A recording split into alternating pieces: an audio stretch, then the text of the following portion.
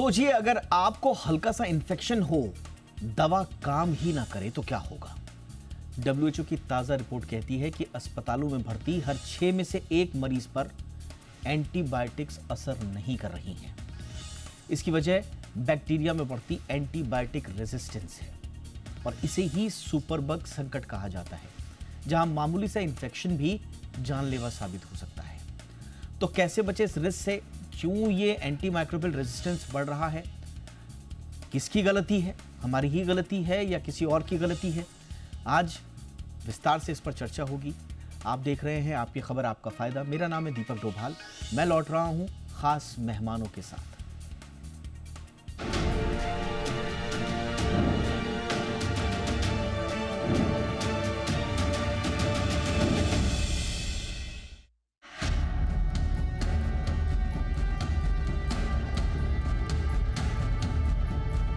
Antibiotic को कभी infection का सबसे बड़ा इलाज माना जाता था, लेकिन अब कई जगहों पर यही एंटीबायोटिक एंटी हो गई है। WHO की रिपोर्ट कहती है कि दुनिया भर में लैब से कंफर्म हुए हर 6 बैक्टीरियल इन्फेक्शन में से 1 पर एंटीबायोटिक काम नहीं कर रही। ये आंकड़े WHO के global anti microbial resistance and use surveillance system यानी ग्लास से आए हैं। 104 देशों के डेटा का एनालिसिस बताता है कि 2018 से 2023 के बीच मॉनिटर किए गए 40% एंटीबायोटिक्स पर रेजिस्टेंस हर साल 5 से 15% तक बढ़ा है। यानी इलाज की पहली लाइन अब फेल हो रही है और डॉक्टर्स को मजबूरी में महंगे और मुश्किल से मिलने वाले लास्ट रिजॉर्ट एंटीबायोटिक्स का सहारा लेना पड़ रहा है।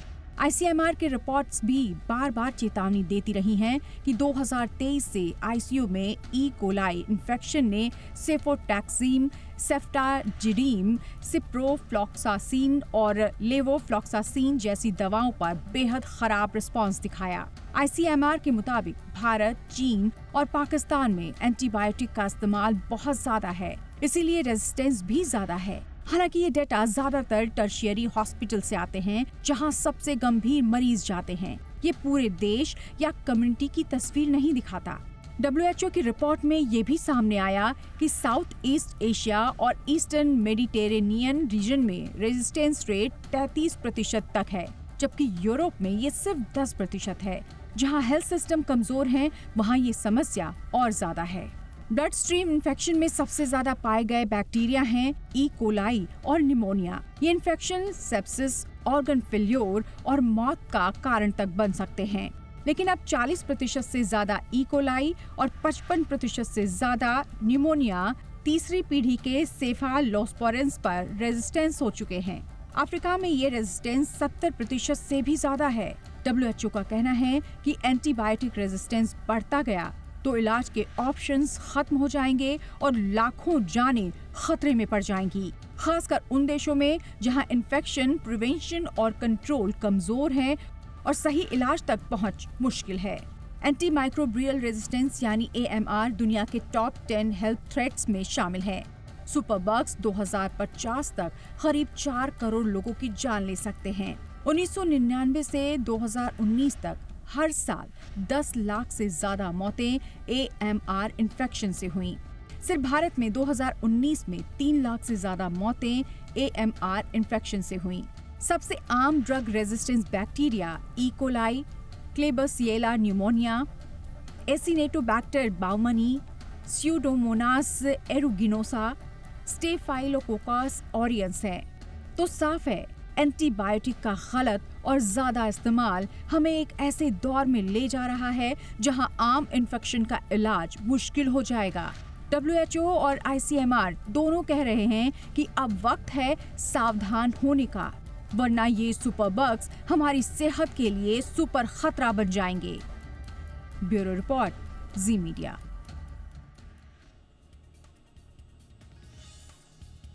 खास मेहमान हमारे साथ जुड़ चुके हैं। स्वागत करते हैं डॉक्टर संजय राय का। प्रोफेसर हैं community medicine, AIIMS Delhi. Good evening sir, बहुत बहुत स्वागत है डॉक्टर राय आपका। हमारे साथ हैं doctor Gautam Bhansali, senior physician, Bombay hospital. बहुत बहुत स्वागत है डॉक्टर भंसाली आपका भी हमारे शो पे। हमारे साथ हैं doctor Suranjit Chatterjee, senior physician, Indraprastha Apollo Hospitals. Good evening sir, बहुत बहुत स्वागत है डॉक्टर चटर्जी आपका भी हमारे शो पे। डॉक्टर राय, चर्चा की शुरुआत आपसे कर रहे हैं। ये रीसेंट स्टडी है डब्ल्यूएचओ की और रीसेंट वार्निंग भी है कि 2023 में वर्ल्ड वाइड लेबॉर्ट्रीज में जो कंफर्म बैक्टीरियल इन्फेक्शंस पाए गए, हर 6 में एक ट्रीटमेंट के प्रति रेजिस्टेंट पाए गए। ये कितना खतरनाक हो सकता है सर? और अगर छोटा मोटा इलाज भी नहीं कर पा रहे हैं, उन पे भी असर नहीं कर पा रही हैं एंटीबायोटिक्स, तो फिर संकट कितना गंभीर है सर? हम देखिए, एंटीबायोटिक नहीं, एंटीमाइक्रोबायल रेजिस्टेंस, उसमें एंटीबायोटिक भी आता है जी। कोई नई ये नहीं है। और ये जिस रिपोर्ट की आप बात कर रहे हैं वो एक WHO का जो है ग्लोबल इसका जो antimicrobial resistance and use surveillance system है, जिसको ग्लास नाम से कहा जाता है, उसकी रिपोर्ट है। ये कोई अलग से स्टडी नहीं है। उसमें मोर देन 100 कंट्रीज जो है उसके सदस्य हैं। ठीक है, अगर रिपोर्ट आप देखें तो उसमें करीब 50 के आसपास ही कंट्री रिपोर्ट करते हैं, बट ये पूरी दुनिया का इन्होंने ये बताया है। आपने अपनी रिपोर्ट में ही दिखाया था कि जो साउथ ईस्ट एशिया रीजन में सबसे जो है बुरी स्थिति है हमारी, हम उस रीजन में आते हैं। हमारे तो यहाँ तो 1 in every 3, मतलब ऑलमोस्ट 33% के आसपास जो है ये प्रॉब्लम है कि हर तीसरे में एक को ये प्रॉब्लम है। और ये बहुत बड़ी प्रॉब्लम होती जा रही है धीरे धीरे। और इसका सिर्फ एक ही यह है, overuse and misuse of antimicrobial. चाहे एंटीबायोटिक जो बैक्टीरिया के लिए हम यूज करते हैं, एंटी फंगल यूज फंगल्स के लिए यूज कर रहे हैं, या एंटीवायरल यूज कर रहे हैं। कुछ डिजीज में तो रियली बहुत ही बड़ी समस्या, क्योंकि बड़ी पब्लिक हेल्थ प्रॉब्लम है। जो आप 10 की बात कर रहे थे उनमें से एक HIV भी है। HIV ड्रग के जो है आज की डेट में हम HIV को just like a chronic disease treat करते हैं कि HIV का ड्रग लेते रहो पूरी लाइफ करे, लेकिन उसमें भी रेजिस्टेंस डेवलप हो जाता है। एक बार रेजिस्टेंस डेवलप हो रहा है और इसका जो है शायद गलत यूज के कारण से हो रहा है। प्री प्रोफाइलेक्टिक यूज हम अननेसेसरली करना शुरू कर दिए हैं, जबकि इफेक्टिव जो है बैरियर मेथड कंट्रोल है।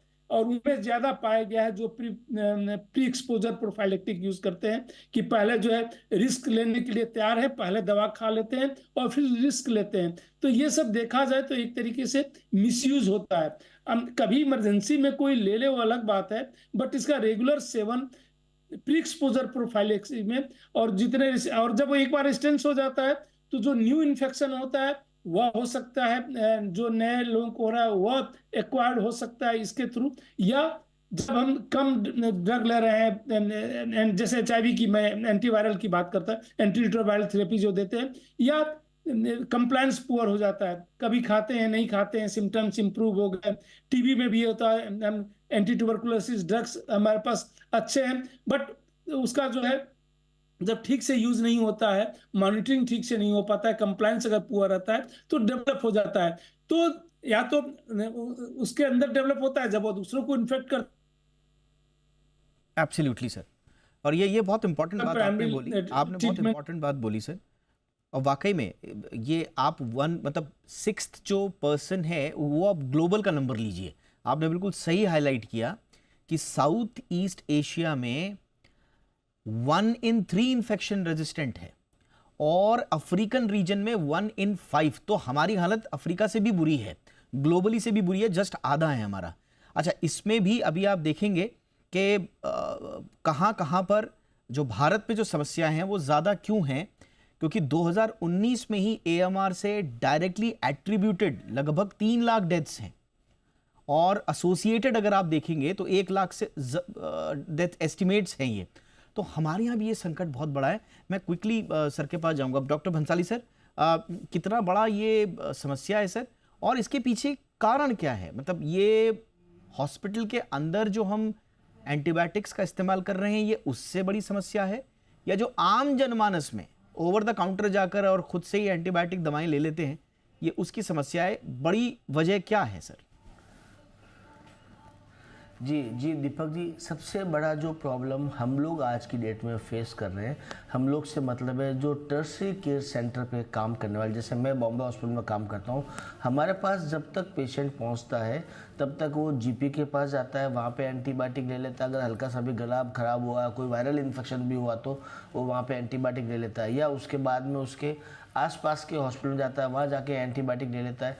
फिर लास्ट में जब कंडीशन ख़राब होने लग जाती है, जब इन्फेक्शन बहुत ज़्यादा स्प्रेड अप हो जाता है, जब बैक्टीरियल निमोनाइटिस हो गया या कोई और तरह का इन्फेक्शन जिसमें ई कोलाई हो, एसिडोबैक्टर, सुडोमोनास बैक्टीरिया ग्रो कर रहे हो, जो भी चाहे डायबिटिक फूड का हो, किसी भी तरह का हो, तो जब हमारे पास पहुंचता है तब तक वो ऑलरेडी इतनी एंटीबायोटिक खा चुका होता है कि हम जब एंटीबायोटिक जब कल्चर भेजते हैं पेशेंट का, चाहे वो स्पुटम कल्चर है, चाहे वो वुंड कल्चर है, चाहे वो ब्लड कल्चर है, चाहे यूरिन कल्चर है, उसमें सेंसिटिविटी में जब देखते हैं तो हम लोग शॉक्ड रह जाते हैं कि मैक्सिमम एंटीबायोटिक रेजिस्टेंस मिलती है।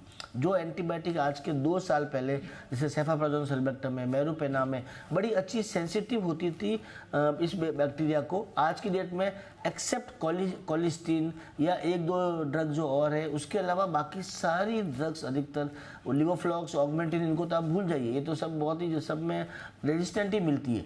तो ये सबसे बड़ा जो प्रॉब्लम हमको आता है, और कोलिस्टीन जैसी एंटीबायोटिक हम दे नहीं सकते, पेशेंट रिनल फेलियर में जाने के बहुत हाई चांसेस रहते हैं। सो बड़ा प्रॉब्लमेटिक सिचुएशन हमारे सामने आ जाती है कई बार, और इसका सबसे बड़ा अगर कारण देखा जाए तो वो हमको मिलता है ओवर यूज या inappropriate use of the antibiotic.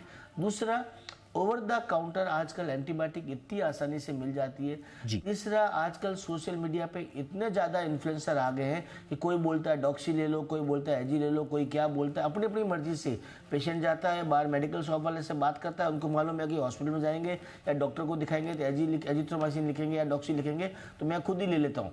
Patient antibiotic ले लेता है, लेने के बाद 2-3 दिन बाद में उसको अच्छा लगने लगता है, तो वो कोर्स जो पूरा करना चाहिए 5 डेज या 7 डेज जो डॉक्टर जितना लिखता है, कोर्स भी पूरा नहीं कर पाता, आधा अधूरा कोर्स करता है, इनअप्रोप्रिएट लेता, जहाँ जरूरत नहीं है वहाँ भी एंटीबायोटिक का इस्तेमाल होता है। उसकी वजह से हम जो टर्शरी केयर में काम करने वाले डॉक्टर हैं, एब्सोल्युटली सर, आपने बिल्कुल सही कहा सर कि पेशेंट्स की तरफ से सेल्फ मेडिकेशन नंबर 1, और दूसरा बहुत इंपॉर्टेंट बात जो डॉक्टर साहब ने बोली, इनकम्प्लीट कोर्स। एंटीबैक्टीरियल शुरू करेंगे, उसके बाद कंप्लीट कोर्स नहीं करेंगे, तो ये दोनों बड़े कारण हैं। लेकिन ये कितनी बड़ी समस्या है, और इसके क्या कारण हो सकते हैं? Doctor Chatterjee, over use of antibiotics in human, इस पर हम चर्चा कर ही रहे हैं, एंड इनकम्प्लीट कोर्स नंबर 1, लेकिन over use of antibiotics in animals, ये भी एक बड़ी चर्चा का विषय रहा है एएमआर के लिए। इसके साथ साथ हमारे जो रेगुलेशन है वो इतने पुअर है कि कुछ आप कर नहीं सकते हैं। तो ये इंडिया में खास तौर से जो एएमआर स्प्रेड है, उनके की फैक्टर्स पर आपका एनालिसिस सर।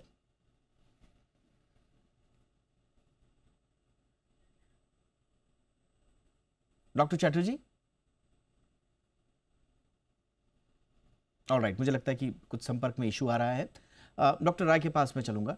डॉक्टर राय, क्या ये जो over use of antibiotics in animals also, इसको भी क्या हम मद्देनजर रखें कि इस पर भी रेगुलेशंस होने चाहिए, या हमको थोड़े और तब्दीलियां लानी पड़ेंगी अपने कानूनों में सर? शायद एनिमल में जो यूज हो रहा है वह मिसयूज जो है एंड ओवर यूज ह्यूमन से ज्यादा हो रहा है। मैं ह्यूमन पे आने के पहले एनिमल का ये फैक्ट बता दूं, एनिमल में उतनी एविडेंस जनरेट नहीं है, लेकिन सारी एंटीबायोटिक, सारे एनाल्जेसिक जो ह्यूमन में यूज होता है, सेम वही जो है एनिमल में यूज हो रहा है। और ये डॉक्यूमेंटेड है, कई रिसर्च पब्लिकेशंस आ चुके हैं कि एनिमल के में ओवर यूज के कारण से जो है एंटीबायोटिक रेजिस्टेंस डेवलप हो रहा है। ऑलमोस्ट सिमिलर टाइप के जो है बैक्टीरिया जो है वहां भी ये करते हैं, नहीं भी है हमारे, उनका कल्चर हम नहीं कराते, एक से दूसरा एंटीबायोटिक चेंज करते रहते हैं। तो एक तो ये कारण होता है। जो ये आपने रीजन पूछा था, एक हम लोगों ने स्टडी की थी, इसकी ऑडिट की थी। हमें ये था कि ठीक है, टर्शरी केयर हॉस्पिटल में यूजुअली जो है सीरियस केसेस आते हैं तो वहाँ एंटीबायोटिक यूज ज्यादा होगा, और ये है कि हर जगह से रिफर होके आ रहे हैं तो होगा। जो हम लोगों ने प्रिस्क्रिप्शन ऑडिट की थी एक रिसर्च स्टडी के अंदर, इवन प्राइमरी हेल्थ सेंटर पे टर्शरी लेवल से ज्यादा था। प्राइवेट फैसिलिटी में और सिर्फ क्वालिफाइड मेडिकल प्रैक्टिशनर्स को हम लोगों ने इंक्लूड किया था, अनक्वालिफाइड को नहीं किया था। क्वालिफाइड में बीएमएस भी आ जाते हैं एज पर डेफिनेशन, जो आयुर्वेद भी हैं, तो सबको ही हमने इंक्लूड किया था। और उसमें हमने पाया unnecessarily more than 75% simple URI. हमें पता है सर्दी जुकाम हुआ है, वायरल है, मोस्ट लाइकली वायरल का सीजन है, सबको पता है, बट उनमें भी 75% प्रिस्क्रिप्शन में यूज होना, हमें पता है एंटीबायोटिक का कोई रोल नहीं होता इन वायरल इन्फेक्शन में, या इन्फ्लुएंजा हो गया उसमें रोल नहीं होता, बाद में अगर कभी सेकेंडरी इन्फेक्शन हो जाता है तो होता है। इस तरीके से मिसयूज जो है हर कोई जो प्रिस्क्राइब कर रहे हैं वो कर रहे हैं, जो दवा बेच रहे हैं वहां पे वह कर रहे हैं, सेल्फ मेडिकेशन, जैसा कि डॉक्टर साहब ने बताया था, सोशल मीडिया से इन्फ्लुएंस होके सेल्फ मेडिकेशन कर रहे हैं इसकी। और ये जो रिपोर्ट है कि 1 in 3 इसी कारण से जो सबसे ज्यादा जो है, और उसमें देखिए हिंदुस्तान का नाम है, पाकिस्तान का नाम है, बांग्लादेश का नाम है, इन 3 कंट्री का जो है 1 in 3 है। तो ये जो है ये दर्शाता है कि हम किस लेवल का ये कर रहे हैं। हो सकता है ग्रीड हो रीजन, एब्सोल्युटली कई रीजन इसके हो सकते हैं किसी भी लेवल पे। और एक बहुत इंपॉर्टेंट बात जो हमारे साथ डॉक्टर चटर्जी जुड़ चुके हैं। डॉक्टर चटर्जी, बार बार डॉक्टर्स ये बोलते हैं, और हम जब भी AMR पर चर्चा करते हैं तो बार बार कहते हैं कि भाई वायरल वगैरह हो गया है तो एंटीबायोटिक देना समझदारी नहीं लगता है, वो सेकेंडरी इन्फेक्शन के लिए है। बट हम देखते हैं कि किसी को वायरल हुआ, सबसे पहले प्रिस्क्रिप्शन भी एंटीबायोटिक्स का आता है, या ओवर द काउंटर जाकर भी लोग एंटीबायोटिक्स ही लेते हैं।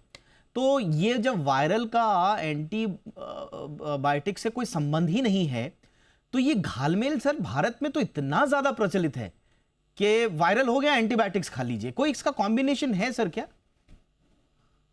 देखिए असली में क्या हो रहा है कि जैसे बोला कि ओवर द काउंटर जैसे दवाइयां मिल रही हैं, हाँ। तो लोग जाते हैं ओवर द काउंटर अपनी दवाई लेते हैं एंड उससे आराम मिल जाता है। वैसे वायरल बीमारी अपने आप ही ठीक हो जाती है 3 से 5 दिन में, पर मरीज को जब एक बार लगता है कि हमने ये एंटीबायोटिक लिया, गले में दर्द हुआ, नजला जुकाम हुआ, हमने ये एंटीबायोटिक लिया और उससे मेरे को आराम मिल गया, तो उनको ये लगता है कि ये दवाई बड़ी इफेक्टिव है, जल्दी आराम दिलाती है। ये नहीं रियलाइज करते हैं कि वायरल वैसे भी अपने आप सेल्फ लिमिटिंग डिजीज है, वो ठीक हो जाता है। Once you have a positive experience, वो लोग इसको ओवर द काउंटर इस दवाई को खाने लगते हैं और वैसे ही ये मिसयूज होता है। दूसरा जो होता है, मोस्टली जो ओवर द काउंटर दवाई लेते हैं वो क्या करते हैं कि 1 या 2 दिन दवाई लेते हैं, उसके बाद उस दवाई को छोड़ देते हैं, कोर्स कंप्लीट होता नहीं है, तो और भी रेजिस्टेंस बढ़ जाता है।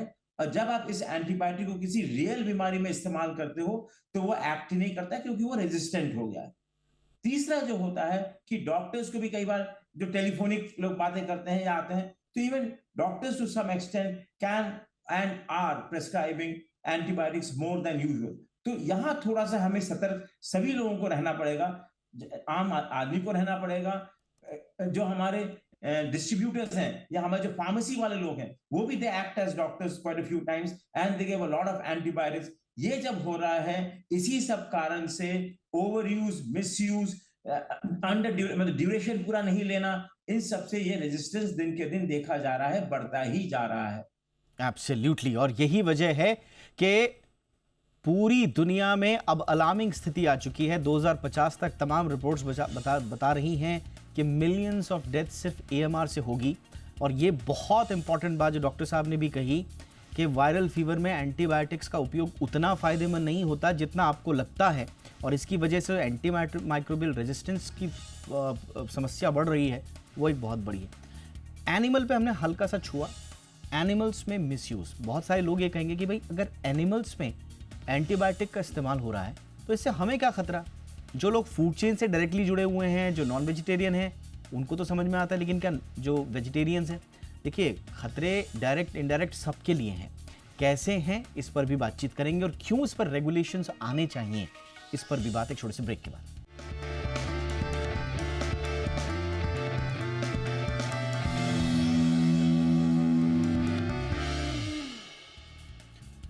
ब्रेक के बाद आपका स्वागत है। अब देखिए एंटीबायोटिक्स, अगर आप इसका इजाद देखेंगे, डॉक्टर भंसाली के पास में जा रहा हूं, 1928 में अलेक्जेंडर फ्लेमिंग ने जब पेनिसिलिन बनाया एंटीबायोटिक, उस समय छोटे मोटे इन्फेक्शन से भी लोग मर जाते थे क्योंकि उनके पास एंटीबायोटिक नहीं होती थी। आज की स्थिति ये आने वाली है कि ओवर यूज ऑफ एंटीबायोटिक्स के से एंटीबायोटिक्स असर करना बंद कर रहे हैं, और फिर से वही स्थिति आ जाएगी कि छोटे मोटे इन्फेक्शन से जो है जान पर स्थिति आ जाएगी। तो लगभग 100 साल में हमने क्या पाया, ओवर यूज करके हमने पूरे एंटीबायोटिक्स जो कि इंसानी सभ्यता की सबसे बड़ी खोजों में से एक है, उसको हमने नील कर दिया। ये इतना बड़ा इशू बन चुका है, तो आप इस बात को समझिए डॉट कनेक्ट करके। डॉक्टर भंसाली सर, अब काम कैसे हो सर इसमें? अब WHO रिपोर्ट जारी करता है, ICMR भी करेगा, 2-4 एडवाइजरी आ जाएंगी, हम जैसे जिम्मेदार चैनल 1-2 उस पे अवेयरनेस प्रोग्राम्स भी कर देंगे, बट जब तक रूल्स नहीं होंगे, रेगुलेशंस नहीं होंगे सर, बात कैसे बनेगी? जी जी दीपक जी, डेफिनेटली थोड़ा सा इसमें सोशल अवेयरनेस की भी ज़रूरत है। और ये है भी सोशल अवेयरनेस जो है, मेट्रो सिटी या टायर 2 टाइप की सिटी है, वहाँ पे अभी भी सोशल अवेयरनेस है। हमारे पास पेशेंट आते हैं, वो खुद आगे से बोलते हैं doctor I don't want antibiotic, मुझे एंटीबायोटिक नहीं चाहिए। पेशेंट खुद आगे से बोलता है, और दो वही पेशेंट जाकर के ओवर द काउंटर या GP से एंटीबायोटिक ले लेता है।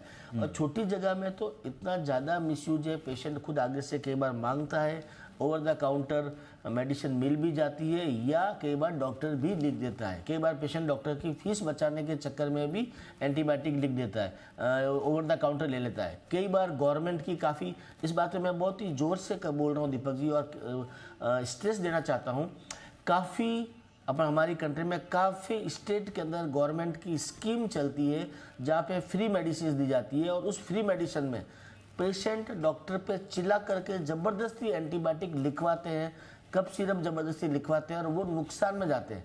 गवर्नमेंट हॉस्पिटल में काफ़ी ज़्यादा मात्रा में ये हो रहा है। मेरे काफ़ी दोस्त हैं जो मुझे बताते हैं कि पेशेंट खुद आगे से आकर के मांगता है कि नहीं लिख के दो, झगड़ा करने लगता है कि हमें ये दवाई लिख के दो।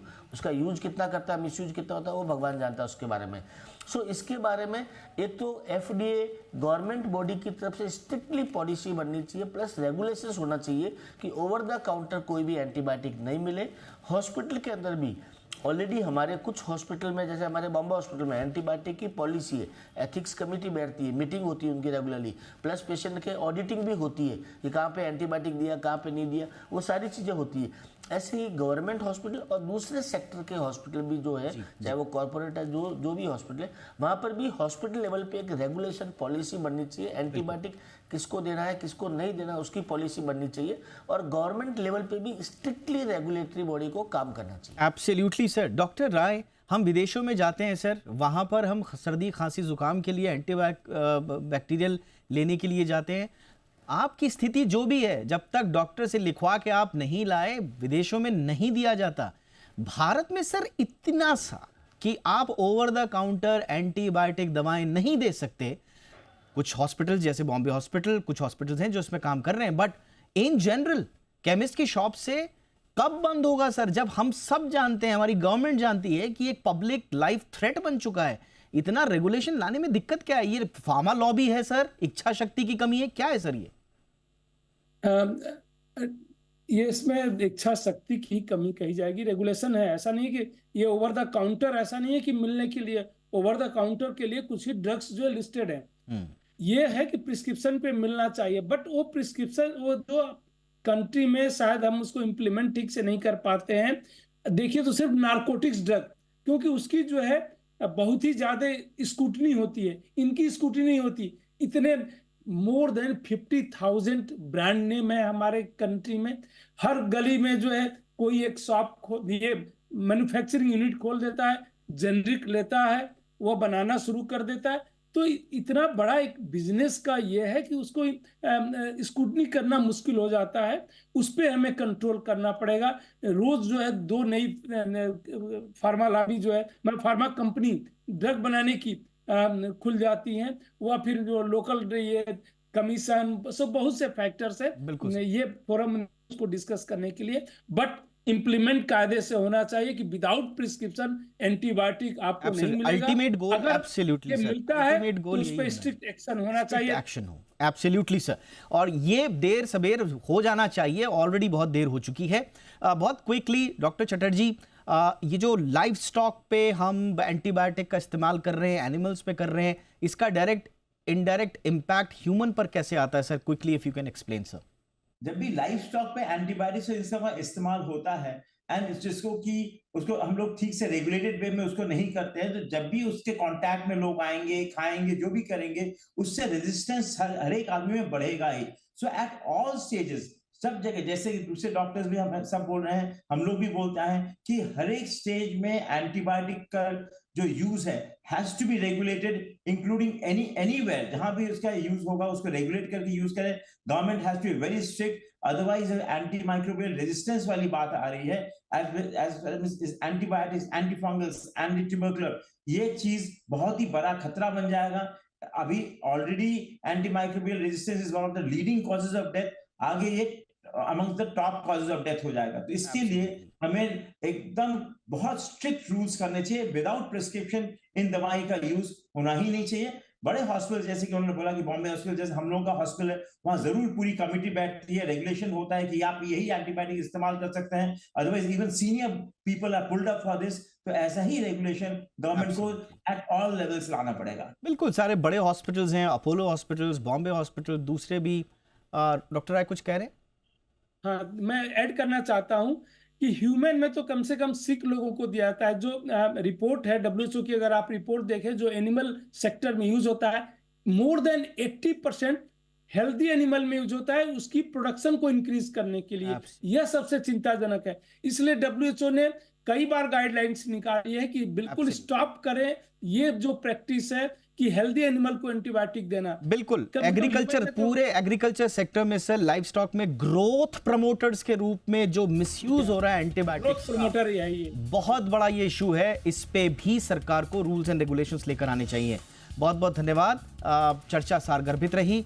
वक्त इतना ही था। बहुत बहुत धन्यवाद doctor Chatterjee, doctor Sanjay Rai sir वक्त निकालने के लिए, डॉक्टर गौतम भंसाली बहुत बहुत धन्यवाद सर। शो में इतना ही, अपना ख्याल रखिए, नमस्कार।